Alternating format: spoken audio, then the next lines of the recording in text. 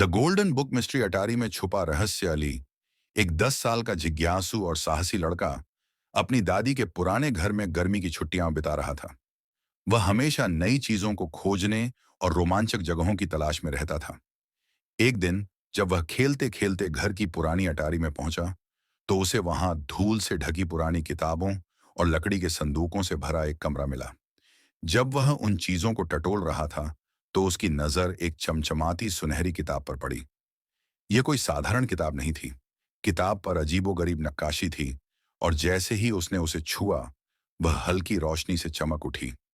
एक जादुई दरवाजा। जैसे ही अली ने किताब का पहला पन्ना खोला, अचानक कमरे की दीवार पर एक चमकता हुआ जादुई दरवाजा प्रकट हुआ। दरवाजे के पार एक रहस्यमयी और अद्भुत दुनिया दिखाई दे रही थी। क्या अली इस किताब के रहस्य को समझ पाएगा? क्या वह उस जादूगर को हराकर अपने घर लौट सकेगा? यह सब जानने के लिए पूरी कहानी देखें और हमारे चैनल को सब्सक्राइब करें।